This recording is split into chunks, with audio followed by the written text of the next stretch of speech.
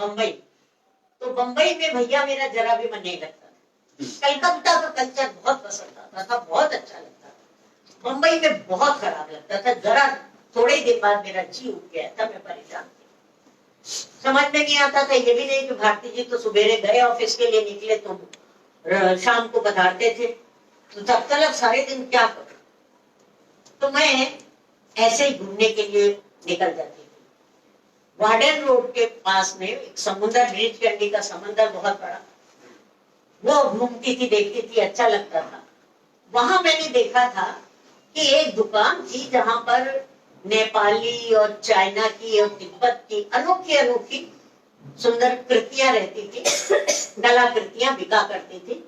मैं से कभी खरीदती, कभी देखती, सिर्फ चली आती। वहां मैं अक्सर जाया करती थी। एक दिन मैंने देखा कि एक व्यक्ति वहां पर किताबों के ढेर लगे हैं और किताबें और मैगजीनें बेच रहा है फुटपाथ। मैंने देखा जाकर के, अरे उसमें तो बड़ी अच्छी अच्छी मैगजीनें, बड़ी अच्छी अच्छी किताबें। तो मैंने उसके यहाँ से किताबें खरीदी, मैगजीनें ली, खरीद के ले गई और मुझे बड़ा सुख मिला। दूसरे दिन फिर गई थी, एक किताब देखा मैंने, मुझे बड़ी पसंद आई, वो किताब मैं खरीद ली थी और पैसे देने जा रही थी उसको, खरीद के मेरे हाथ में थी, पर्स खोल रही थी उसको पैसा देने के। इतने में पीछे से एक व्यक्ति आता है, अरे अरे मैं तो यही किताब लेने आया था, ये किताब मुझे चाहिए। तो मैंने कहा जी आप आए हैं, लेने आए हैं, मैं आ चुकी हूँ, आपको खरीदना है, मैं खरीद चुकी हूँ, ये किताब अब मेरी हुई, आपको नहीं मिलेगी। और ऐसी किताबें तो एक ही याद होती है हम लोग के पास, एक किताब की प्रति दूसरी थोड़ी होती है। उन्होंने अपना किताब ली, चलिए। जरा सा पीछे मुड़ करके देखा तो वो व्यक्ति खड़ा हुआ बड़ी आग्नेय दृष्टि से मेरी ओर देख रहा था। मैं अपना चली गई, ये चली, वो चली, वो गई, खैर खत्म हुआ। 3 दिन के बाद क्या होता है कि अपने यहाँ एक निमंत्रण आता है। मुझसे भारती जी बोले, पुष्पा जी आपका मन नहीं लगा करता है, आज शाम को एक अच्छा कार्यक्रम है, उसमें जाना है, आप चलेंगी? मैंने कहा हाँ चलेंगे। तो उसमें ऐसा था कि आरती जी की और निराला जी की कविताएं पढ़ी जानी थी और एक नाटक पढ़ा जाना था, बोगस नाटक कैसे लिखा जाता है, बोगस नाटक कैसे लिखा जाता है और ये कविता। अच्छा रोचक होगा कार्यक्रम। हम लोग पहुंचे, भूलभाई देसाई इंस्टीट्यूट में वो कार्यक्रम होना था। कार्यक्रम शुरू होता है, एक व्यक्ति प्रकट होता है, मैं सत्यदेव दुबे आप लोगों को प्रणाम करता हूँ। अरे बाप रे, ये सत्यदेव दुबे, ये वही आदमी था जिनको मैं इस तरह किताब के लिए डांट लाई थी। इतना सत्यदेव दुबे, इतना बड़ा आदमी, उसके साथ मैंने ऐसे पेटा जब मुंह, बोली आज मेरे कोई दुर्गत तो बनेगी। दुबे जी तो मशहूर था कि बहुत पढ़ाकू है, बहुत गुस्से वाले। ठीक है भाई, कार्यक्रम हुआ। कार्यक्रम में दुबे जी ने कविताएं पढ़ी, क्या बस क्या पढ़ने का। निराला जी की, भारती जी की कविताएं पढ़ी, तो ठीक है मैंने सुन लिया।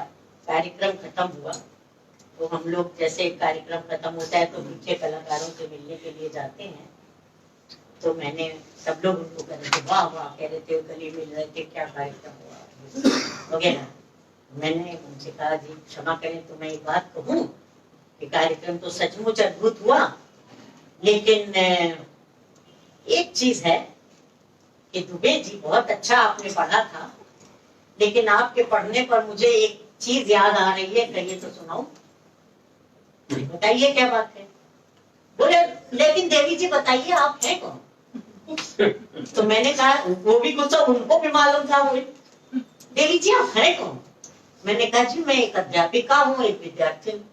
हाँ हाँ बड़े व्यंग से बोले, अध्यापिका भी विद्यार्थी भी जी दोनों। और मैं आपसे ये कहना चाहती हूँ कि जब तक व्यक्ति केवल अध्यापक बना रहेगा कुछ नहीं कर सकेगा। जीवन को विद्यार्थी हमेशा बना रहना चाहिए। जब आप विद्यार्थी बने रहेंगे, हाँ तो जरा थोड़ा सा कहा, तो व्यंग की मुद्रा थी वो खत्म हुई। फिर बोले नहीं आप क्या बात सुनाना चाह रही थी बताएं। मैंने कहा जी मैं इलाहाबाद यूनिवर्सिटी में पढ़ती थी, वहां पर एक बार एक प्रतियोगिता, कहानी प्रतियोगिता होनी थी, और उसमें सब लोग अपनी अपनी कहानियां पढ़ रहे थे। तो उसके जो मैं भी थी, एक अपनी कहानी मैंने भी पढ़ी थी। तो उसमें जो जज थे वो राजा राधिका रमण प्रकाश सिंह थे, और दूसरे नाम भूल रही हूँ, 3 जज थे। राजा राधिका रमण प्रकाश सिंह थे, एक कोई और तीसरे बड़े आदमी थे, और एक धर्मवीर भारती थे। 3 जज थे वहां पर। उपेन्द्रनाथ उन्हीं की तो बात पता नहीं जा रही। राजा राधिका रमण प्रसाद सिंह, उपेन्द्रनाथ और धर्मवीर भारती जज थे। तो मैंने कहा कि उनमें से जब भाषण देने के खड़े हुए तो उपेन्द्रनाथ अश्विनी जी खड़े हुए और उन्होंने तारीफ की कि इलाहाबाद यूनिवर्सिटी के बच्चे तो बहुत अच्छा लिखते हैं और आप लोग तो आगे चल के बड़ा नाम कमाएंगे, ये वो। लेकिन एक बात मैं आप लोगों से कहना चाहूंगा कि जरा अपने उच्चारण को संभालिए। आप लोगों का उच्चारण जरा ठीक है। अबे एक बार सुनिए, 2 बार सुनिए, उच्चारण को स्वयं कह रहे हैं उच्चारण। तीसरी बार मुझको बड़ी जोर से हंसी आ गई, रोक नहीं सकी मैं अपनी हंसी। सारा हॉल वहां पर हंस पड़ा था इस वाली बात पर। तो ये मैं अष्ट जी की बात आपको सुनाना चाह रही थी। दुबे जी तो इंटेलिजेंट, माता जी मुझसे कौन सी लाइन में शब्द का उच्चारण गलत हो गया। तो मैंने बताया जी अमुक लाइन में अमुक बात आपने ये बोली थी, ये होता है उच्चारण सही। तो उन्होंने ये मैं उन्हें बताई रही थी कि इतने में भारती जी बोले, पुष्पा जी विप्रवर के संग आप मत जुड़िए, याद करिए अष्टावक्र को। अभी अगर जो है एक श्राप दे देंगे आप आटे कोनों से टेढ़ी हो जाएंगे, बस करिए। तो वो बोले आए आप पुष्पा जी हैं? उनको भी नहीं मालूम था तब तक कि मैं भारती जी की पत्नी हूँ। ओ माफ कीजिए, मुझको क्षमा कीजिए, आज का दिन है और मैं वायदा करता हूँ कि दूसरे दिन से उच्चारण में कहीं कोई गलती नहीं। ये उन्होंने प्रॉमिस की प्रार्थना की। और दोस्तों सुन के आपको बड़ी खुशी होगी कि इस वाली बात के लिए प्रसिद्ध दुबे जी रहे कि वो उच्चारण के ऊपर बहुत बल देते। कौन सा उच्चारण कैसे करना है, किस शब्द पर, किस अक्षर पर, कहां पर जोर देना है, कहां धीरे से कहना, ज्यादा कहना, मशहूर थे इस वाली चीज के। तो मुझसे उस दिन वायदा किया था, उसको वो पूरा करते रहे थे। तो ऐसे दुबे जी जो हैं, और उसी दिन के बाद से वो मुझको माता जी कहने लगे। ऐसे दुबे जी का से मेरा सबसे पहला परिचय उस प्रकार के गुस्से से और इस प्रकार के उच्चारण की बात से हुआ। धीरे धीरे हम लोगों में जो परिचय का ज्यादा घनिष्ठ होता चला गया, तब आपको मैं बता नहीं सकती कि कैसे वो तो मेरे घर के सदस्य हो गए थे। एक उदाहरण खाली आपको देती हूँ कि देखिए वो दुबे जी के बारे में बता दूं कि वो कब उनके घर की हमारे घर के सामने रहने आ गए। पहले कहीं और रहते थे, फिर वो साहित्य सहवास में हमारे घर के सामने ही रहने लगे। तो रोज अगर मैं किसी दिन देखे हम लोग कि बड़े अच्छे कपड़े पहने चले जा रहे हैं, बाल वाल करे हैं अच्छी तरह से, तो सब लोग सोचते थे कि उनकी तबीयत आज खराब है। क्योंकि कभी ढंग के कपड़े उन्होंने नहीं पहने। कभी अगर वो लंबा सा कुर्ता पहन करके चले जाए तो समझ लीजिए कि रात उनकी अमरीश पुरी के घर में भी सवेरे नहा करके अमरीश का कुर्ता लेकर पहन करके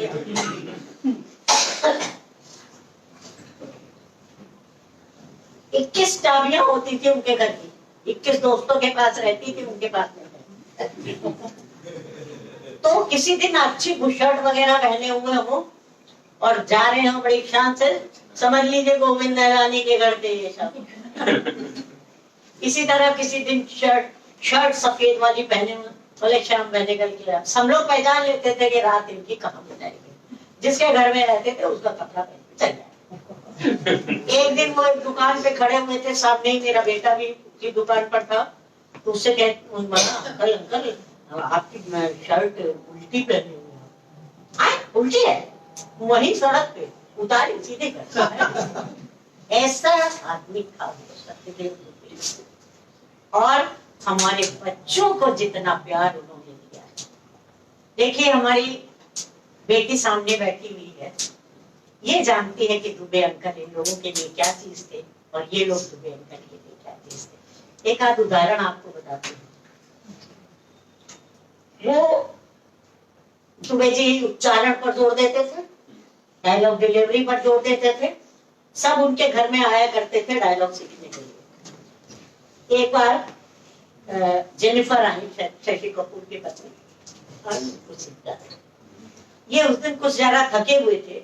अक्सर ये किया करते थे कि केका हमारी बड़ी बेटी है, उसको बुला लेते थे और कहते थे कि आ जाना जरा, हम ये इनको जो कुछ लिखा है हिंदी में तुम अंग्रेजी में समझा देना। सब जाते थे स्टूडेंट्स कला के सीखने, अंग्रेजी का लोग हुआ कर, भाई तुम इनको जरा अंग्रेजी में समझा देना। फिर मैंने डिलीवरी सीखा, फिर इसको बुलाया, जेनिफर गई थी, तो आप सब सीख रहे हैं।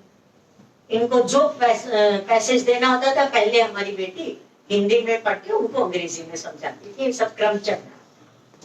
थोड़ी देर के बाद जेनिफर बोली कि अगर थोड़ी देर हो गई है, अगर कॉफी मिल जाती तो थोड़ी सी ताकत आ जाती, और बैठते और सीखते। तो कहने लगे, केका बोली कि कोई बात नहीं अंकल, मैं जाती हूँ, अपने घर से बना के ले आती हूँ। क्यों घर से बना कर ले आओगे? हमारे घर में जैसी बनती है वैसी पिएगी जेनिफर। माने कि तुम अच्छी, ज्यादा अच्छी बना के लाओगे अपने घर से, लेकिन जैसी यहाँ बनती है उसे पिए। किचन में बना दो। तो केका गई उनके किचन में, बना देते हैं। तो केका गई और देख रहे हैं कि गैस का चूल्हा तो है, बर्तन भी है। तो बोली कि अंकल यहाँ बाकी सामान तो मैं कैसे क्या करूँ? उनको बड़ी परेशानी हो रही थी, वहां ना कहीं दूध दिखाई दे, ना कहीं वो। बोले ये रहा देखो दूध है, ये रहा एक। तो कहने लगे अभी गर्म पानी कैसे करूँ? गर्म, अरे क्या है तुमको गर्म पानी कैसे करूँ? जाओ गीजर है तो पानी ले लो, पानी डाल दो, पाउडर डाल दो, दे दो, हो गया। हाँ, मैंने वो बात गलत कही थी कि गैस थी, गैस नहीं थी, गैस नहीं थी, इसलिए गर्म पानी करने की बेटी को जरूरत है। गीजर चला, बन गया। तो ठीक है, उसने ऐसे बना करके दी। जेनिफर ने, बेचारी ने, हाँ केका बहुत अच्छी कॉफी है, बड़ी अच्छी कॉफी करके पी लिया। ऐसे हमारे दुबे जी थे कि कोई अपना बड़ापन लेकर के नहीं जाएगा, जो मेरे साथ होगा वो उसी तरह। ऐसे बड़ा अद्भुत व्यक्ति था और सरल कितना कि मेरे से कहते हैं, एक दिन आए, कहने लगे कि पुष्पा जी, वो महेश भट्ट मुझे किताब देता है पढ़ने के लिए, क्योंकि उसके पास टाइम नहीं होता है, सिनेमा बनाता है और उसको वो किताब पढ़नी होती है। तो वो मुझको दे देता है, कहता है कि ये पढ़कर के किताब बता दो इसमें क्या है। तो मुझको उसके लिए पढ़ना पड़ता है, मैं इसलिए पढ़ देता हूँ, पैसा मिलता है, पैसा ले लेता हूँ, उसको पढ़ के बता देता हूँ इस किताब में ये बात है। तो वो किताब पढ़ते पढ़ते मैं बहुत थक गया। अभी मुझे कोई एक अच्छा क्लासिकल पढ़ना है। तो मैंने कहा कि भैया दुबे भैया जाओ भारती जी की स्टडी में, क्लासिकल ही क्लासिकल तुमको मिल जाएगी। आपसे बात करना बिल्कुल बेकार है, आप कुछ समझते भी नहीं। मैंने कहा क्या नहीं समझती हूँ, आप किताब निकाल लीजिए। अच्छा रुकिए, ये बताइए कि ये बच्चे तो स्कूल गए हुए हैं, इनका कमरा किधर? बता दिया उधर कमरा है। तो गए बच्चों के कमरे में, थोड़ी देर बाद में जाके क्या देखती हूँ कि वो तो सो गए हैं और बच्चों के कमरे से उन्होंने इंद्रजाल कॉमिक तवाया करता था और हमारी चित्रकथा आती थी, ये सारे निकाल के पढ़े होंगे। सिराने वो गद्दी रखी हुई है, एक इंद्रजाल कॉमिक उनके मुंह के ऊपर रखा हुआ है। ये सत्यदेव दुबे क्लासिक ऐसे सत्यदेव दुबे। इससे कहा करते थे गुड़िया से, अरे यार गुड़िया, बहुत दिन से बड़ा नाटक एक सफल हुआ था, मैं बहुत ज्यादा दिन से, बहुत दिनों से तुम दिखाई भी नहीं थी मुझको, बैठो इधर और मुझको जरा कुछ स्कैंडल सुनाओ। तो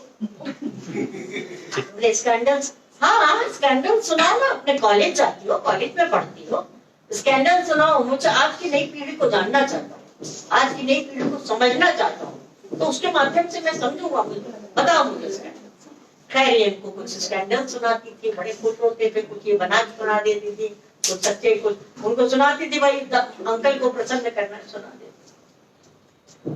तो कहने लगे कि गुड़िया, एक बार, अच्छा ये गुड़िया भी हमारी भैया माशाल्लाह धर्मी भारती की बेटी है, तो अकल इनके पास बहुत तेज है, और इनको इनसे बात करने में मैं भी पार नहीं पा सकती, इनको चुप नहीं करा सकती। ये जो तर्क दे देती है सामने, उस तर्क का मेरे पास कोई जवाब नहीं होता है।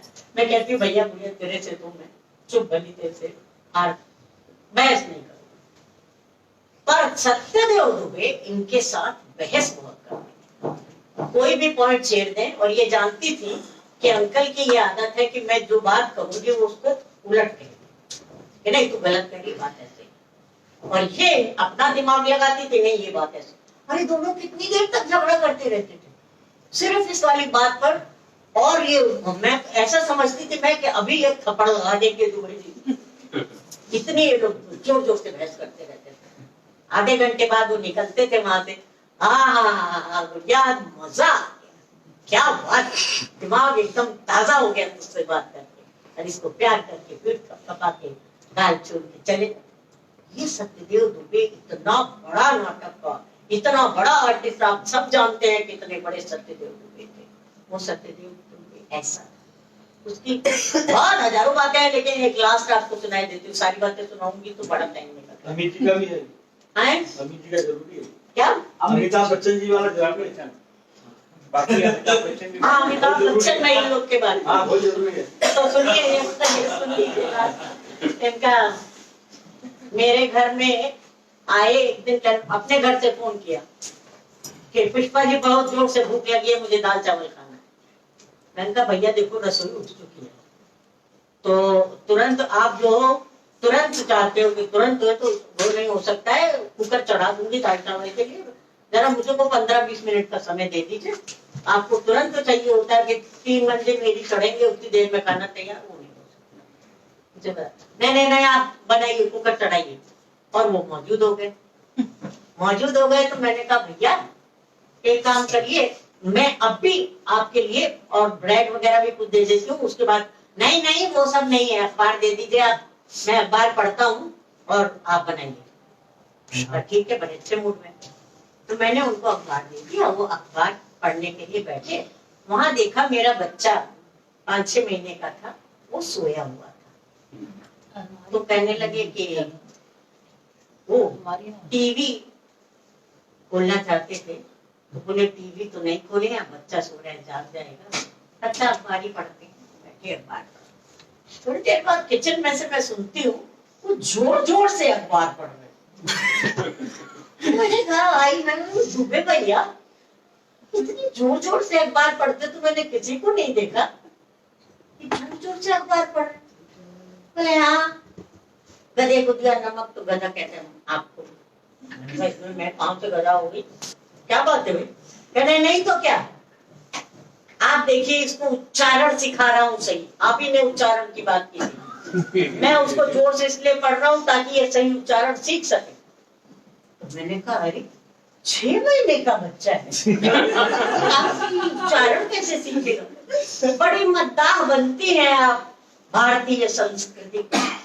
लोग कहते हैं बड़े ही आप पढ़ी लिखी हैं, अरे आपको नहीं मालूम है अभिमन्यु ने माँ के पेट में चक्रव्यूह कैसे तोड़ा जाता है सीख लिया था। अरे ये तो 6 महीने का हो गया, माँ के पेट से बाहर है। अरे मैंने कहा मान गए भैया गलती हो गई। तो ये ऐसे सत्यदेव दुबे थे, इनकी बतेरी बातें हैं वो फिर आपको सुनाऊंगी, लेकिन महान आदमी था आज, उसके लिए हम हमें जरूर प्रार्थना करें। कैसे उनकी मृत्यु हुई है, ऐसा आदमी 4 महीने कोमा में पड़ा और उसकी जब मृत्यु हुई है तो 25 दिसंबर को मृत्यु हुई है। 25 दिसंबर को उनका शव यहाँ नीचे हमारी कॉलोनी में बिल्डिंग के नीचे रखा हुआ है, और 25 दिसंबर को मेरा एक कार्यक्रम होने वाला था भारतीय विद्या भवन, वहां मुझे जाना था। और मैं कैसे जाऊं, दुबे भैया को इस रूप में सामने देख रही हूँ, कैसे जाऊं। तो मुझसे नहीं समझ में आ रहा था कि नहीं जाऊंगी, पर आयोजकों के फोन पे फोन आ रहे थे, जाना था। मेरे कानों में गूंजता था उनकी आवाज, शो मस्त शो चलना चाहिए। मैं चली हूँ। अंधा युग, जो अंधा युग सत्यदेव दुबे ने किया था, वैसा अंधा युग अलकाजी ने भी नहीं किया था, किसी ने नहीं किया था। उस अंधा युग से बढ़कर के कोई अंधा युग हुआ नहीं था।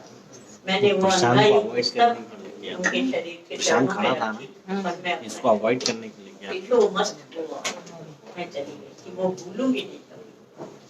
ऐसे ऐसे महान लोग मेरे जीवन में आए हैं। आप लोग जो सुनना चाहते हैं वो भी सुनाओ। अभी देवमणि जी, ये मैंने इनकी बात सुनाई। हाँ। आप कहें तो जरा एक अमित जी का हैं? हमारा जी का परिचय क्या सुनाऊं? देखिए, आप लोगों को मैं श्रीलाल शुक्ल की बात सुनाना चाहती थी, रात दरबारी के लेकर। सुनाइए ना। आप लोग की बात आप सुन ऐसी बातें सुन लो यार, अमिताभ हाँ वगैरह सही बात है, बिल्कुल बिल्कुल बिल्कुल बिल्कुल दीदी, आपके मन में जो आप बात सुनाइए। देखिए, अभी थोड़ी देर पहले पधारी अनुराधा पाल जी, जो बचपन से तबला बजा रही हैं और देश विदेश में बहुत लोकप्रिय हैं, और भारत सरकार के जो महिला सशक्तिकरण की तरफ से ब्रांड एम्बेसडर भी हैं। आपका स्वागत है अनुराधा पाल जी। इनका पूरे विश्व में हाँ, स्त्री शक्ति की प्रतीक है खुद। स्वागत है आपका। हाँ, अच्छा विश्व में एक ही महिला। जी।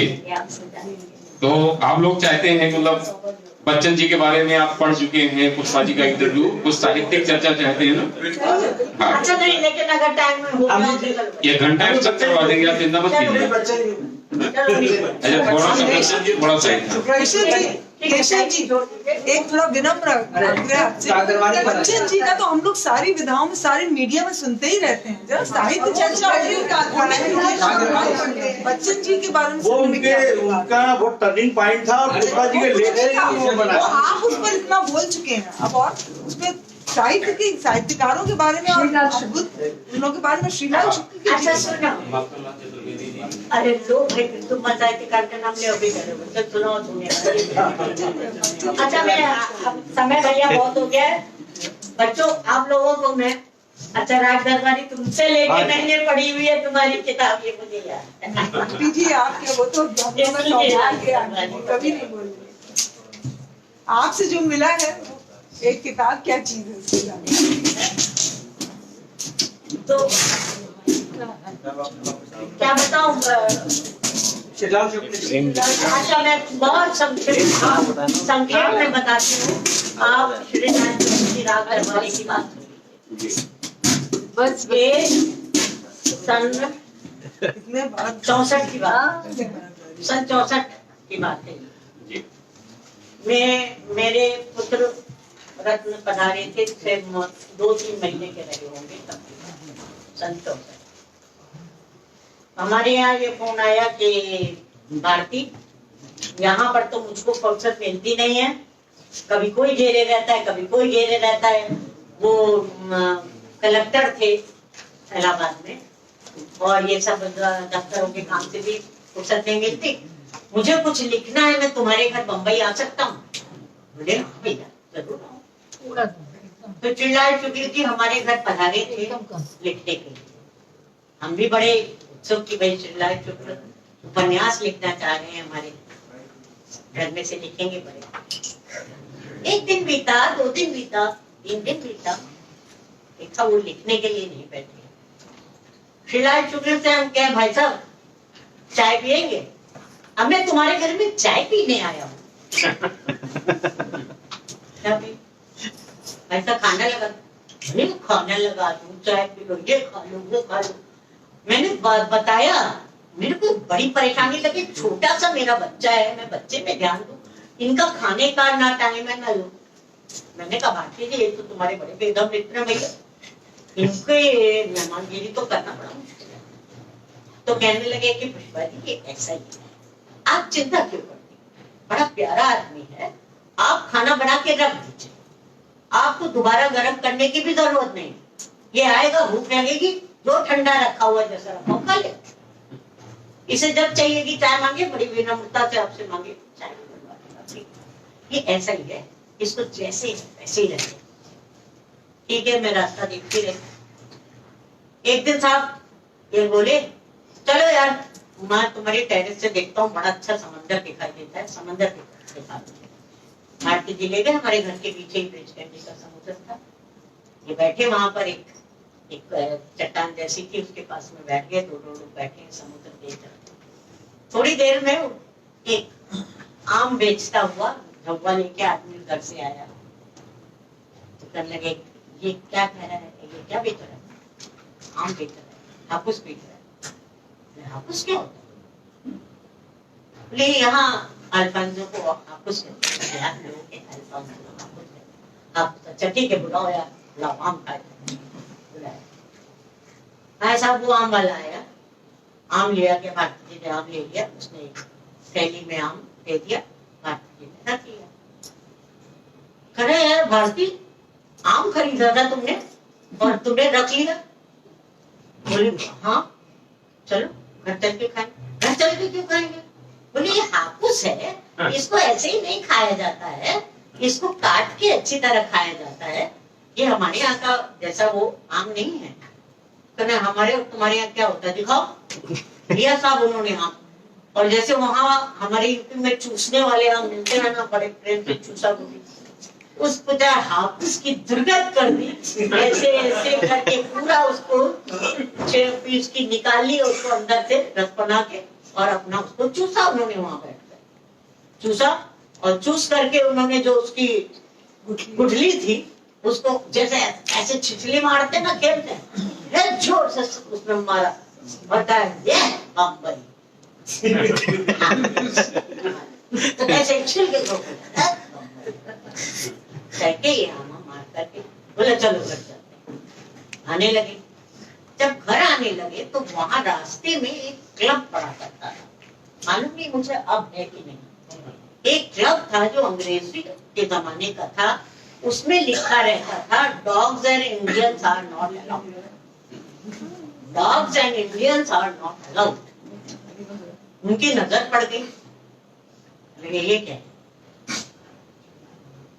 धर्म के एडिटर, पत्रकार, नामी आदमी हो, सब कुछ है, तुम्हारे रहते ये क्या है, क्यों है? अब हम आजाद हो गए। और गुस्सा, और इतने गुस्सा कि उनको समझ में नहीं आ रहा था क्या करें। वहां बस उन्होंने कुछ नहीं देखा, इधर गमले रखे हुए थे, उन गमलों में से एक ने मट्टी उठाई, उस मट्टी को उसके घस घस घस सारा मट्टी से घस दिया, जान लिखा था, और वहां पर जोर से वो गुस्सा हो के वहां पर चले गए, आप घर चलो। बहुत गुस्सा थी इस बात।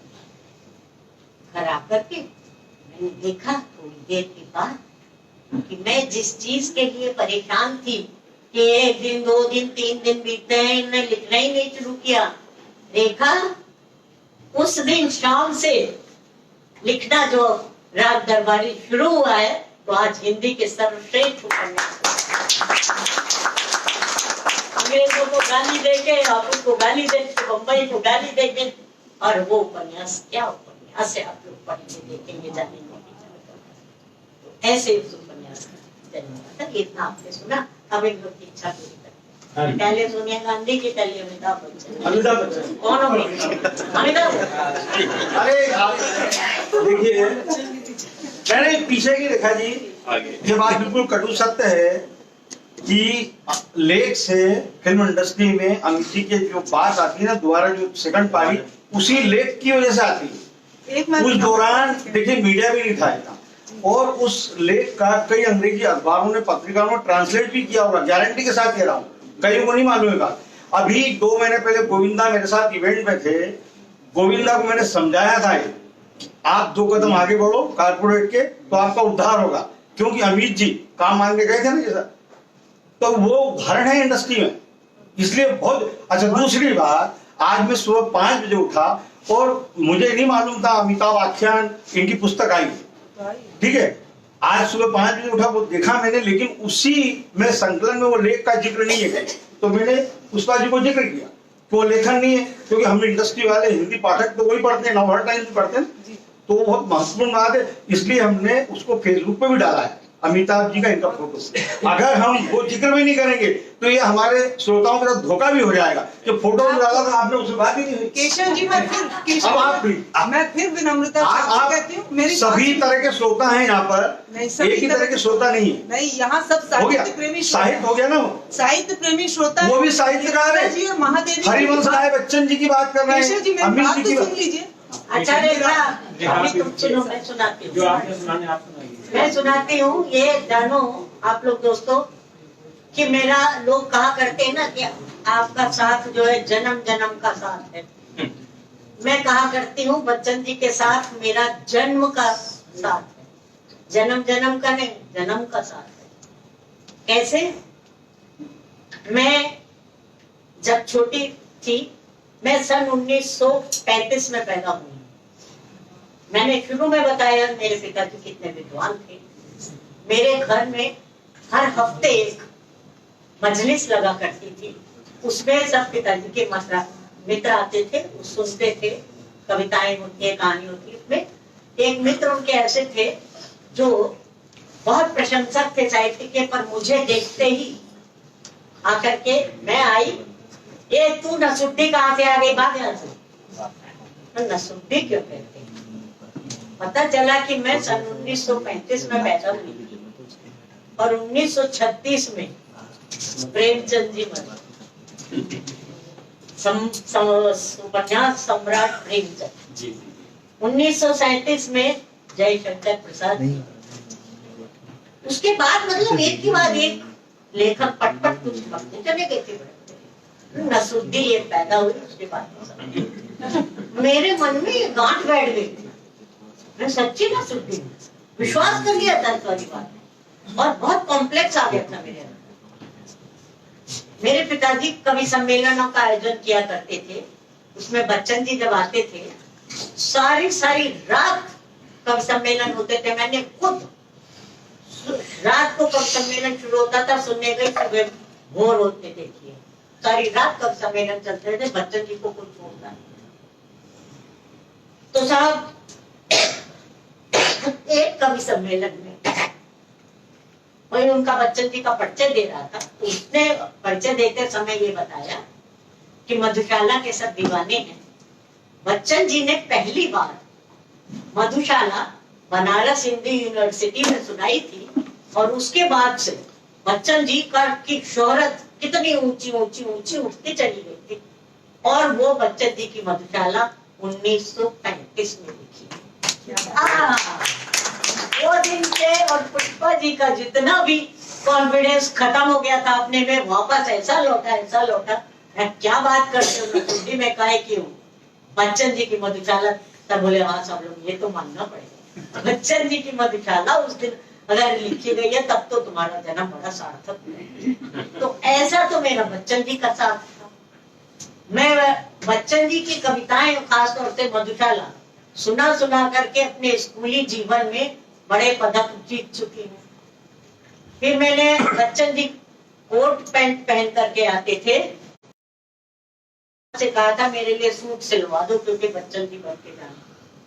मैं अपने बच्चन जी के जब जवान थे वो, तो उनके बाल बहुत घुंघराले होते, बहुत घुंघराले। तो मैं अपने बालों, मेरे भी बाल हमेशा छोटे होते थे, मैं अपने बालों में माँ की रसोई में जा करके और छोंक लगाने का चमचा लेके उसको आग में गर्म करती थी, उसके ऊपर तेल लगाती थी, अपने बाल पूरा एक बच्चन बनती। तो वो तो बच्चन जी से मेरा साथ था, और बच्चन जी से मेरा खूब पुरस्कार जीते, सब किया। फिर मुलाकात हुई वहां इलाहाबाद यूनिवर्सिटी में, और उन्होंने कहा कि मेरी चोरी पकड़ ली थी और आप लोगों को सुनाया। तो बच्चन जी से ऐसा साथ था। ठीक है जी, ये साथ तो हो गया। उसके बाद जब बंबई आ गए हैं तब की बात आपको सुनाती हूँ। बच्चन जी अब जो, क्योंकि आप लोग अमिताभ सुनना चाह रहे हो इसलिए वो मैं बच्चन जी की और बातें छोड़े देती हूँ, और मैं आपको बताती हूँ कि बंबई में हम लोग रहते थे। एक दिन बच्चन जी का फोन आया और उन्होंने कहा कि अमिताभ यहाँ पर बड़ा स्ट्रगल कर रहा है और उसे बहुत इतनी कोशिशों के बाद भी काम नहीं मिल रहा है और उसका मन बहुत उखड़ गया है, लेकिन वो ऐसी हार लेकर के जाना भी नहीं चाह रहा है, तो एक बड़ा उसको घर अपना बहुत याद आता है। तो वो घर का सब माहौल कहीं अगर मिल सकता है तो तुम्हारे घर में मिल सकता है, उसको बुलाओ। ऐसा करता हूँ, पहली बार मैं लेके आऊंगा। तो हम लोग ने कहा इससे अच्छी क्या बात है, बच्चन जी शरद पूर्णिमा की रात की बच्चन जी का कविता पाठ हम लोगों ने हम लोग टेरेस फ्लैट में रहते थे, वहां पर बहुत बड़े बड़े प्रोग्राम किए थे, बहुत बड़ी टेरेस थी, उस पर काफी प्रोग्राम करते थे। बच्चन जी का प्रोग्राम रखेंगे, बच्चन जी कविता सुनाएंगे। ये छोटी सी थी उस जमाने की बात। तो बच्चन जी आए, बच्चन जी ने कविता पाठ करा। यहाँ पर हमने एक ऐसे छोटी सी चौकी रख दी थी, बच्चन जी सुना रहे हैं, इधर भारती जी किताबें लेके बैठे हैं, भारती जी किताबों में से खोल खोल के उनको दे रहे हैं, ये वाली सुनाइए, वो वाली वो सुना रहे हैं। ऐसे बच्चन जी की कविताओं का पाठ हुआ। बड़े बड़े लोग आए, वो सब मंत्रमुग्ध सुन रहे हैं। उस दिन पहली बार बच्चन जी के साथ अमिताभ आए। अमिताभ बड़ी देर तक चुपचाप चुपचाप सुनता रहा। उसके बाद वो उठ करके, और जो हमारे घर से मैंने बताया समंदर दिखाई देता था ब्रिज कैंडी का, वो ब्रिज कैंडी का समंदर मुड़े पे खड़े होकर देखता रहा था बहुत देर तक। तो लेकिन फिर उसके बाद आके कविताओं में बैठ गया। फिर मुझे लगा इसका ज्यादा मन तो नहीं लग रहा दिखता है, तो मेरी रात खत्म हो गई, बच्चन जी की कविताएं हो गई, लोग चले गए। तो बच्चन जी ने कहा कि पुष्पा तुम्हारे घर में आके उसको बहुत अच्छा लगा है, अब एक दिन उसको खाने पीना। ठीक है, ऐसे सिलसिला हुआ, शुरू हुआ अमिताभ का हमारे घर में आना। एक दिन वो ले आया, जब उसे रेशमा शेरा में काम मिल गया था तब की बात है। आया, उसको घर का खाना खाना था और पुष्पा जी के हाथ का खाना था, तो उसके पास ज्यादा टाइम भी नहीं था। तो वो वही रेशमा शेरा की सीन की ड्रेस पहने पहने चला घर में घुसा। ये जोर से चिल्लाई, मम्मी मम्मी भैया को क्या हो गया, खून बह रहा है। तो सलमा सिद्दीकी भी उस समय बाई चांस हमारे घर पे बैठी हुई थी।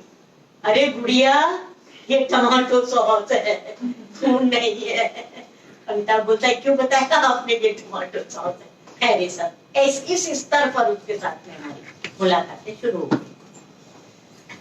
तो साहब ये मुलाकातें तो शुरू हो गई और अमिताभ आने जाने लग गए घर में और सब चल रहा। अब मैं आपको एक बात बताती हूँ उस समय की, जब अमिताभ की शादी होने वाली थी। अच्छा नहीं, इसके पहले ये बता दूं कि अक्सर बच्चन जी और अमिताभ और तेजी जी हमारे घर जब वो लोग घूमते थे तो आ जाते थे, तीनों लोग आते थे। ये बच्चे बड़े खुश होते थे क्योंकि तेजी जी झुम्पा भर के फल और ढेर सारी मिठाई नमकीन सब लेके आती थी बच्चे। तो साहब वो आए हुए हैं और चल रहा है दौर। मैं देखिए इस समय तारतम्य मेरा टूट रहा है कि मैं आपको क्या बताना चाह रही हूँ। हाँ, तेजी जी ने कहा कि मैं वो चाहती हूँ, हाँ नहीं, मैं ये वाली बात बताना चाह रही थी कि तेजी जी ने कहा कि भारती तू यहाँ से जा, मुझे पुष्पा से कुछ चले गए। तो वो तेजी जी मुझसे बोली कि पुष्पा मुझे तेरा टेस्ट पसंद है, तू चल जरा, मुझे कंगन खरीदना है। बाकी चले तो गए लेकिन उधर ही थे। क्या कहने, क्या भाभी कंगन खरीदना है? भाभियों को ये सुन, आप देवर जी आप भी सुनिए ये वाली बात। वो कहने लगे कि भाभी जो है उनके हाथ में तो ऐसे कंगन सुहाते हैं। ये देखिए देवर की ये कंगन होता है, ये कंगन लीजिए और उनके हाथ में ऐसे है। दुष्ट नहीं, तुझसे कहा ना तुझसे बात नहीं करनी, चले गए भारती जी। खैर मैं इसलिए इनसे कह रही थी कि ये मेरे तो बहरहाल, तो वो भारती जी तो वहां से चले गए। कहने लगी ये कंगन खरीदना है। मैं कहा काय क्यों? कहने किसी को पानी खबर नहीं होगी, ये अमिताभ शादी करने जा रहा है और मुझे कंगन ये पास बैठे। जब भी तेजी जी आती थी हमेशा उनकी गोदी में ही बैठती थी, मैंने गोदी में बैठा ये गोदी में बैठे थे, सुनते रहे। अमिताभ चुप रहे, हाँ शादी करने जा रहा। इनका इसके पहले मशहूर किए वाली बात की ये कहा करती थी, मैं बड़ी होगी तो अमिताभ से शादी। पूछा जाता था कि शादी में क्या होगा, शादी करोगी, शादी में क्या हो, बोले होगा क्या, उसी जमाने में कोका कोला चला, होगा क्या, बैंड बाजा बजेगा और मुफ्त में कोका कोला पीने को मिलेगा। उसके साथ ये सब इन लोगों को मालूम था, उनके घर में इंटरेस्ट लेता। कैसा ब्याह, जब इन्होंने बताया, भाभी ने भी इनसे वायदा कर लिया था, हाँ तुझे से जाना। ये सुन रही है, नूरा उठी, गोदी में से झटका मार करके और पैर पटकती हुई अपने कमरे में चली। तो भाभी बोली, मुझसे तो बहुत गलती हो गई, गुड़िया के सामने मैंने तो उससे कह रही किसी को मत बताना, वो गुड़िया। तो भैया तो मैं जाती हूँ, उसको मना के लाती हूँ, छोटे बच्चे हैं, चलिए अपने आप ही समझ जाइए जैसा। थोड़ी देर के बाद होता है, ये जो है अपना ही करती हुई चली आ रही है कमरे से। मैंने भाभी की तरफ देखा, ये आके बोलती है, कर लीजिए जया भादड़ी से शादी। तो लौट के मेरे ही पास आएगी, क्यों भाई इतना विश्वास करती, अरे वो गूंगी भी है, बहरी भी है, उसकी कोशिश नाम की पिक्चर उनके कुछ इनको विश्वास था कि वो गूंगी बहरी से शादी करेंगे, आकर तो मेरे ही पास आएंगे। तो ऐसे अमिताभ बच्चन हमारे घर से इस तरह संबंधित थे। अंत में उन्होंने, जया ने मुझे बताया था कि आप विश्वास मानिए, फिल्म इंडस्ट्री का बड़े से बड़ा आर्टिस्ट ये वाला किस्सा सुन चुका है कि भारती जी की लड़की शादी करती है उनके साथ में, और उनके साथ में उसे विश्वास है कि जया भादड़ी के साथ शादी नहीं चलेगी मेरे पास। तो बात को मैंने आपको बताया कि हमारे घर अमिताभ और वो सब लोग हमेशा ही आते थे। तो ये जब अमिताभ जब आया करते थे तो बच्चन जी और अमिताभ कुछ न कुछ सुनाते थे। तो बच्चन जी का एक लोकगीत है, मेले में कोई गुड़िया कोई मिला है, आप लोगों को मालूम है। अमिताभ उसको गाते थे, मेले में कोई गुड़ैया, ये चिल्लाते थे, मम्मी भैया से कहिए ना भैया मेरे छेड़ते रहते। इस तरह के हम लोगों के रिश्ते बन गए थे। तो मेरा कहने का मतलब है कि उस अमिताभ के बारे में मैं बात करूं या इस अमिताभ के बारे में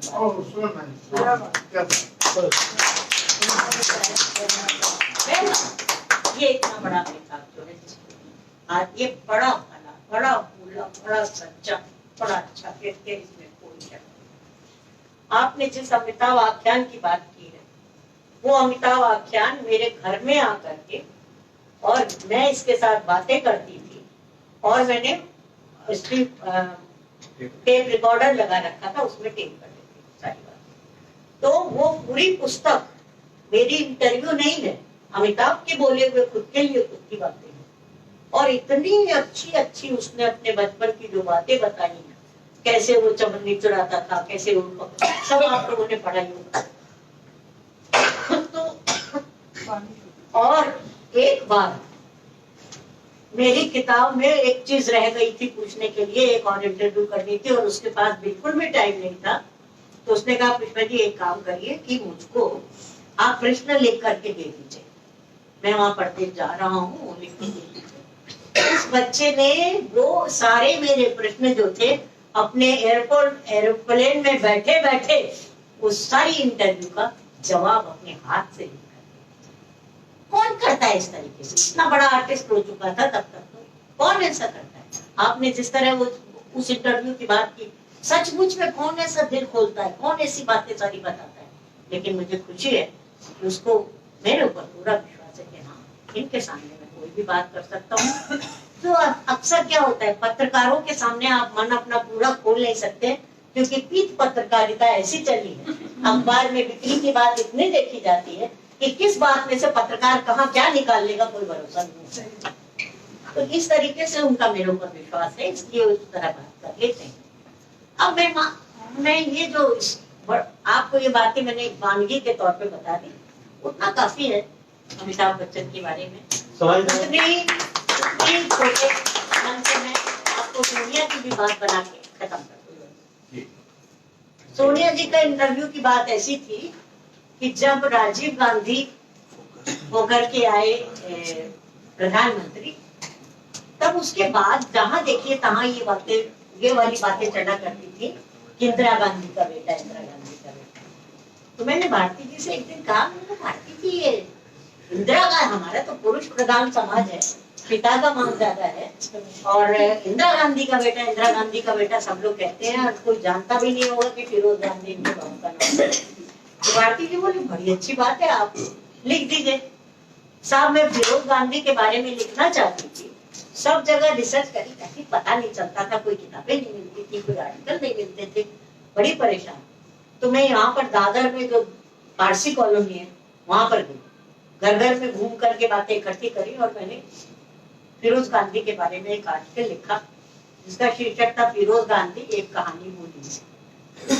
साहब वो छपा तो मणिशंकर अय्यर ने पढ़ा उसको। मणिशंकर अय्यर ने राजीव गांधी से कहा कि फिरोज गांधी पर ये अच्छा पुष्पा भारती अच्छा नहीं ठीक है।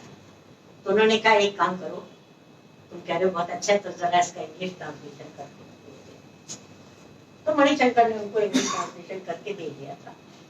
इस तरीके से राजीव गांधी मेरे बारे में जानने लगे।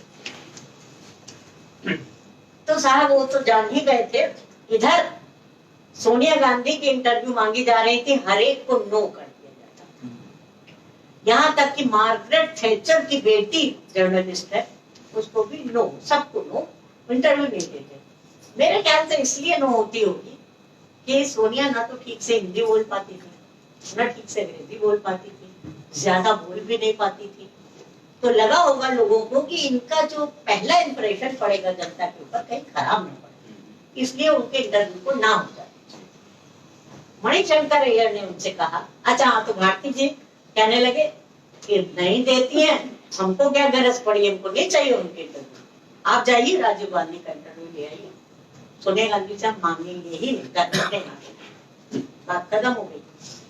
अब हम गए राजीव गांधी का इंटरव्यू लेने के लिए गए थे, तो राजीव गांधी का इंटरव्यू ले रहे हैं, तो मणिशंकर अय्यर ने राजीव जी से पहले कह दिया था कि देखिए ये औरत जो आपका इंटरव्यू लेने आई है, एक बार सोनिया जी से कहिए कि जरा उसकी बातें सुन ले, तो अगर कंफर्टेबल फील करे तो इसको कहिए कि ले ले, ठीक है भाई। तो वो तो हम राजीव गांधी की इंटरव्यू लेकर के जब चुके, तो थोड़ी देर के बाद जब चलने लगे, नमस्कार हुई, तो राजीव जी बोले पुष्पा जी एक मिनट, और हमने देखा ये सोनिया गांधी, तो हमें पता भी नहीं था, हम तो इंटरव्यू ले रहे हैं, पीछे वो बैठी हुई थी। तो आई वो नमस्कार नमस्कार, तो नेचुरली एकदम से मैं पका गई थी, उनको देख के नमस्ते हुआ। तो मैंने ऐसे ही कहा, क्या सोनिया जी आप तो इंटरव्यू देती ही नहीं। तो कहती कब आएंगी? बोला हाँ, अब क्या? मैं और घबरा गई। तो मैंने कहा जी जब कहें। तो कहनी अच्छा सोमवार है, आप वेडनेसडे को आ जाइए। अब मैंने भारती जी को आके फोन किया, भारती जी सोनिया की इंटरव्यू मिल गई। क्या बच्चों की सी बात करती है, सोनिया की इंटरव्यू दुनिया के जन में मिल गया, आपको मिल, मजाक कर रही हूँ ऐसा नहीं, तुम्हारे साथ हम मजाक करेंगे, सच कह रहे हैं। उनका दूसरी बात हम ये कह रहे हैं कि हम सिर्फ इतना जानते हैं कि वो इटली में पैदा हुई थी और ऑक्सफोर्ड यूनिवर्सिटी में पढ़ते थे, और इन लोगों में वहां प्रेम हुआ था, इतना मालूम है। इसके आगे हमको कुछ नहीं मालूम है इनके बारे में। किसी की भी इंटरव्यू लेने के लिए जाइए तो हम 4 किताबें पढ़ते हैं, 4 जानकारियां प्राप्त करते हैं, इंटरव्यू ऐसे ही नहीं ली जाती उसके बारे में। मुझे कुछ नहीं मालूम है, तो अब मैं क्या करूं? तो कह लीजिए अरे हमें विश्वास है, आप ले लीजिए, आप चाहिए, आपसे होगा। नहीं बांटती है, मजाक की बात मत करिए। अब आपको अगर अपने धर्मयुग से प्यार है तो फिर आप मुझको कुछ क्वेश्चंस दीजिए बीच में एक दिन, और मुझको डिक्टेट कर दीजिए वो क्वेश्चंस, और मैं इंटरव्यू ले लूं। मानते मैं सच कह रही हूँ। बोले अच्छा सुबेरे बात करें। सुबेरे जल्दी से मैं उठी, हाथ में कागज कलम ले आई, 5 दिल्ली में से फोन, भारती जी बताइए प्रश्न, मैं बहुत नर्वस हूँ। तो कहने लगे भाई ऐसा है कि आपने कल एक सवाल किया था कि आप अपने धर्मियों को अगर प्यार करते हैं तो मुझे क्वेश्चनर बना करके दीजिए। एक बात बोलिए कि हम आपको प्यार करते हैं कि नहीं? हाँ? मैंने कहा ये क्या सवाल हो? मैंने ऐसे कहा क्या फुलिश बात करते हो? ये कोई सवाल हो?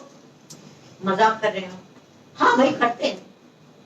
तो कहने लगे कि तब फिर आप हमारे ऊपर विश्वास करिए कि आप चाहिए इंटरव्यू लीजिए और किसी प्रश्न की कोई जरूरत नहीं, बहुत अच्छी इंटरव्यू होगी, आप जो भी लिखेंगे वो हम चाहेंगे आप चाहिए। अरे पुष्पा जी, दो औरतें बैठती हैं तो किसी प्रश्न की जरूरत होती है, किसी सवाल की जरूरत होती है, अपने आप दो औरतों के बीच में जब बात चल निकलती है, बस वही आप चाहिए। आप लोगों ने अगर वो इंटरव्यू पढ़ी हो, भैया मैं गई हूँ और सचमुच बुधवार को गई हूँ और सचमुच बिल्कुल फालतू इधर उधर की उनसे बातें अपने बचपन की बातें बता रही हूँ, उनके बचपन की बातें पूछ रही, जाने कहाँ की फालतू बातें उनसे कर रही हूँ। बीच में मौसम की भी चर्चा हो जाती है, पॉलिटिक्स की भी चर्चा, दुनिया भर की चर्चा, फालतू बातें बहुत सारी फालतू फालतू फालतू बहुत सारी बातें हुई।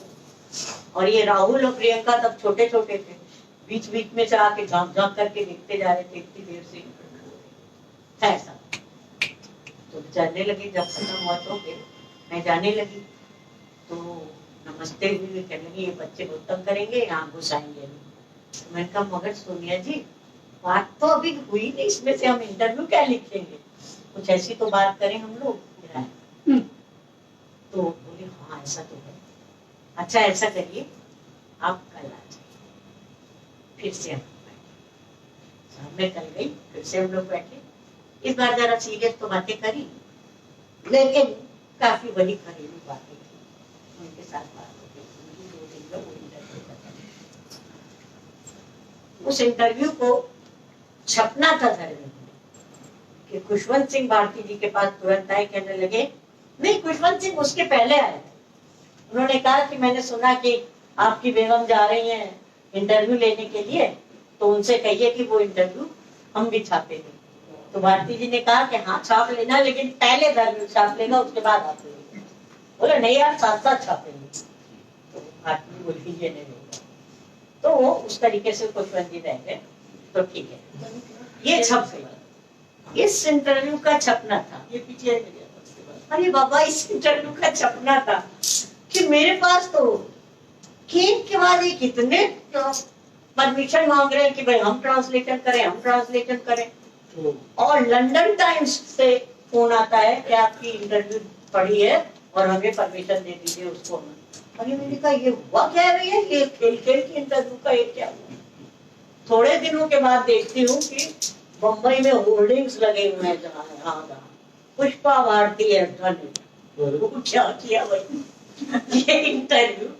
खैर साहब इंटरव्यू ले ली गई, हो गई, ये सब हुआ, बड़ा शोर सारी तरह। अब राजीव गांधी को एक जिद आ गई कि इस इंटरव्यू से हमारी सोनिया की इतनी अच्छी तस्वीर लोगों के सामने आई है कि सारे देश में और विदेश में इसके चर्चे हो रहे हैं, हम पुष्पा जी को कुछ देना चाहते हैं। तो क्या दे सकते? तो अपने शारदा प्रसाद जी उनके चीफ सेक्रेटरी हुआ करते थे, उनको बुला के कहा पुष्पा जी को कुछ देना है, क्या क्या देना चाहिए। तो वो कह रहे ऐसा करो कि डीडीए के जो फ्लैट्स बने हैं उनमें जो सबसे बढ़िया वाला वो बंगले में वहाँ फ्लैट वो एक पुष्पा जी को खत आता है हमारे यहाँ। भारती जी कहते खबरदार ये बिल्कुल स्वीकार नहीं करना है, धर्मियों किसी पार्टी की पत्रिका नहीं। क्या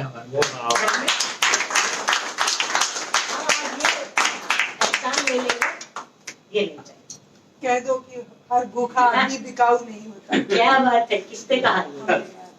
हाँ भारती जी की 4 लाइनें हैं। चेकबुक पीली हो या लाल, दाम सिक्के हो या शोहरत, कह दो उनसे जो खरीदने आए हैं तुम्हें, हर भूखा आदमी बिकाऊ नहीं होता। क्या बात है।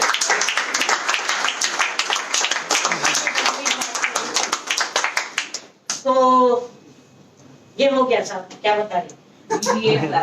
हाँ? हो गया फ्लैट क्या किया? हाँ, दे दिया फ्लैट हमने, मना पूरा कर दिया सर। तब इन लोगों में फिर ये हुआ कि भैया धर्मवीर भारती बहुत स्वाभिमानी व्यक्ति है, सचमुच में वो कुछ लेगा नहीं, अपने बीवी को भी लेने नहीं देगा, वो किसी की फिक्र नहीं करता, किसी से लेना एक पैसे, कोई काला एक पैसा हमारे घर में हो तो कोई नहीं, कभी वो आदमी ऐसा था ही नहीं। धर्म में रहते हुए लोग क्या क्या देना चाहते थे, एक आर्टिकल छपा नहीं, धर्मवीर भारती अलग। तो उन्होंने कहा कि शारदा प्रसाद जी को सूझा एक बात ऐसी कहेंगे कि जो धर्मवीर भारती खुद चुका कर। उन्होंने कहा कि जो पत्रकार लोग जाते हैं प्राइम मिनिस्टर के साथ, जब वो जाते हैं किसी विदेश यात्रा पर, तो पूरा एक प्लेन उनका रिजर्व होता है, उस प्लेन में प्रधानमंत्री के लिए केबिन बन जाता है, कुछ मिनिस्टर्स होते हैं और कुछ पत्रकार होते हैं, बस इतने लोग होते हैं। उन्हें कहिए कि पुष्पा जी जाओ और राजीव गांधी जी के साथ में और इंटरव्यू में अपना इन यात्राओं के वर्णन। भारती जी को भी इसमें फायदा, और क्योंकि उनके में प्राइम मिनिस्टर की यात्राओं के वर्णन होंगे, भारती जी ना नहीं कर सके, तो थोड़े दिन बाद ये प्रस्ताव आता है, स्वीकार होता है। हम पहली यात्रा पर गए, आकर के हमने लौट करके यात्रा विवरण किया। वहां भी हम देखते थे कि जितने पत्रकार, छोटे हो या बड़े हो, जितने पत्रकार, वो भैया कोई मीटिंग अटेंड भी नहीं कर रहे हैं, कुछ नहीं देख रहे हैं, जिस देश में जाते थे वहां घूम रहे हैं, वहां शॉपिंग कर रहे हैं। ये तो भैया हमने कहा हम तो एक लाल डायरी थी हमारे पास, उसमें बैठ करके लिखा करते थे सारी चीजें जो देखते थे, ध्यान से देख के सारी चीजें लिखा करते थे, कहीं घूमने उमने नहीं जाते। आकर के हम बड़े बड़े हमने आर्टिकल दिए, में बड़े अच्छे छपे वो आर्टिकल, बहुत बड़े समझे। दूसरी बार थोड़े दिन के बाद एक और यात्रा आ जाती। पहली बार हम गए थे वियतनाम और जापान, फिर दूसरी बार दूसरी यात्रा पुष्पा भारती, फिर तीसरी यात्रा पुष्पा भारती।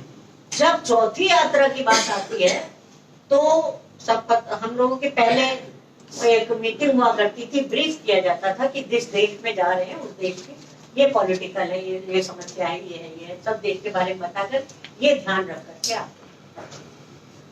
तो वो मीटिंग हो रही थी, उसमें एक पत्रकार खड़ी हुई शारदा प्रसाद जी से, साहब एक सवाल हमारा क्या बात? बोले कि ये हर पत्रकार इस वाली आशा में रहता है कब इनके प्राइम मिनिस्टर के साथ यात्रा में जाए, बड़े से बड़े पत्रकार तरसते हैं। तो पुष्पा भारती चूंकि धर्मवीर भारती की बीवी है, इसलिए इसको इतनी यात्रा, एक के बाद एक यात्रा, पुष्पा भारती यात्रा, पुष्पा भारती यात्रा। तो ये फेवरेटिज्म चल रहा है, ये सब नहीं समझ। तो शारदा प्रसाद जी ने कहा बहुत अच्छा सवाल आपका है, आपकी जगह मैं होता तो मैं भी एक पूछता, पर मुझे एक बात बताइए, ये धर्मवीर भारती की बीवी है, इसलिए बीवी का क्या है? बीवी देखने धर्मवीर भारती देख करके आए थे जो ये लिख रहे हैं, ये जो लिख रही है इसी ने देखा था भैया, वही लिख रही है। धर्मवीर भारती इसका देखा हुआ कैसे लिख देंगे? इसके लेख हैं जो छप रहे हैं। मुझे आप बता दीजिए, आप सब पत्रकारों के बीच में से कोई भी ऐसा लेख लिख करके दे दे, मैं उसको भेजूंगा पुष्पा भारती को। आप लोग भी जाते हो, आप लोग का लिखा हुआ इतना सा आता है अखबार में, इधर प्राइम मिनिस्टर गया, ये हुआ, ये हुआ, मैं ऐसे लेख छापूं कि आपकी बेटी तो जवाब उनका इस तरीके का ठीक था, चुप हो गए। तो भैया इस तरीके से तो चांस की बात है कि हमको एक के बाद एक कितनी यात्राएं मिलती है, संसार के कितने कोनों में चले गए थे। तो ये सब सोनिया गांधी की इंटरव्यू की बात से हुआ।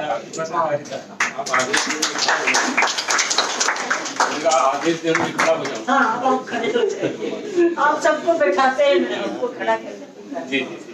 हाँ, केशव जी पहला प्रश्न कात्यायन, हाँ, प्रोफेसर अरविंद कात्यायन, सवाल की जरूरत नहीं है, एक तो करा, एक तो करो, लग गए सर, वो बोलने की जरूरत नहीं है। और बहुत लाजवाब क्या सवाल, डॉक्टर मंजुला देसाई जी आप सबके प्रति आभार व्यक्त करेंगी।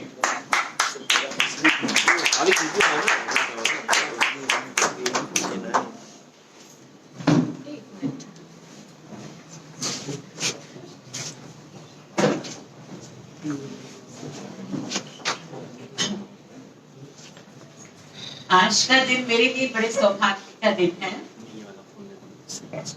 भारती जी मेरे प्रिय कवि, कथाकार। मेरी बात जब उनसे हुई 1992 में, जब मैं उनसे उन पर एक लेख लिख रही थी, मैंने पुष्पा जी से बात की, शायद उन्हें नहीं याद, कि मैं भारती जी के गद्य साहित्य पर एक लेख लिख रही हूँ और मैं भारती जी से मिलना चाहती हूँ। बोले तो फिर पूछ क्यों रही? आप सोचिए कि सहजता किसे कहते हैं, ये आज आपने देख लिया है कि पुष्पा जी कहती हैं भारती जी आपके हैं, आप सभी के हैं। मुझे कुछ छोटी सी बात याद आ रही है। बचपन में चौपाटी हम जाया करते थे, पापा मम्मी हमें भेजते थे और हमें वहाँ बायोस्कोप, मेरे ख्याल आप सभी जानते हैं बायोस्कोप किसे कहते हैं, एक छोटे छोटे सिक्के माँ देती थी और हम उस बायोस्कोप से बहुत कुछ देखा करते। पुष्पा जी ने आज बायोस्कोप लेकर हमें बहुत कुछ, बहुत साहित्यकारों से मिलवाया। माँ कहती थी बस 8 आने सबको मिलेंगे, बहन मेरी बैठी यहाँ साक्षी है, 8 आने मिलेंगे बायोस्कोप पे देखने के लिए। कोई दिल्ली के मीनार देखो, ताजमहल देखो, ये देखो, वो देखो। ये सारे दुर्लभ क्षण कहाँ बटोर कर ले जाऊं, किस किस को दे जाऊं, कहाँ कहाँ संजो के रखूं। साहित्यकार, साहित्य प्रेमी, फिल्मी, कलाकार, वादक, यंत्र, सभी एक जाति के झुलमुल और उस हृदय की वीणा को छू लेने वाली पुष्पा आज आपके सामने है। पुष्पा जी, हम धन्य हैं कि हम इस कार्यक्रम में आपके साथ हैं। पिछली बार भी आपके साथ रही हैं और एक बहुत ही सीक्रेट बात, हमारी एक संस्था थी सार्थक संवाद, और सार्थक संवाद में हम अक्सर महिलाएं पुरुषों को बिल्कुल बॉयकॉट करती थी और चुप चुप मिला